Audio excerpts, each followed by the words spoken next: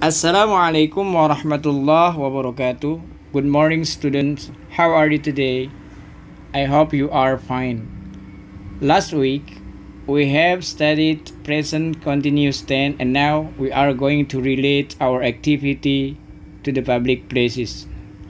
Minggu lalu kita sudah belajar tentang present continuous tense. Sekarang kita mencoba untuk menghubungkan aktivitas kita sehari-hari dengan tempat umum atau public places di mana kita melakukan aktivitas tersebut. Tempat umum yang pertama adalah bookstore. What are we doing to do in the bookstore?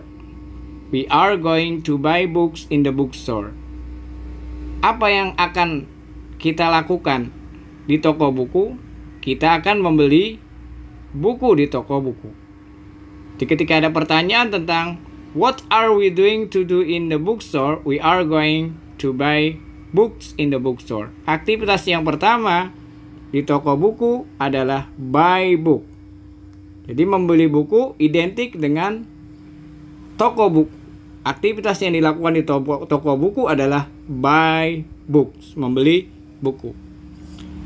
Tempat umum yang kedua di mana kita beraktivitas adalah bank. What is your father doing to do in the bank?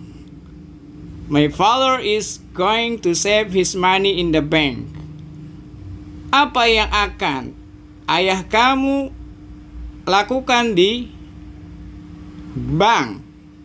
My father is going to save his money in the bank. Ayahku akan menyimpan atau menabung uangnya di bank. Aktivitas di bank adalah save money, menyimpan ataupun menabung uang. Tempat umum berikutnya adalah library, perpustakaan. What are the students going to do in the library? Apa yang akan dilakukan oleh murid-murid di perpustakaan? The students are going to read books in the library. Murid-murid akan membaca buku di perpustakaan. Meskipun ada aktivitas-aktivitas lain selain membaca, seperti halnya meminjam, borrow. Dapat kita katakan juga the students are going to read and borrow books in the library. Tempat umum berikutnya adalah post office, kantor pos. What are you doing to do in the post office?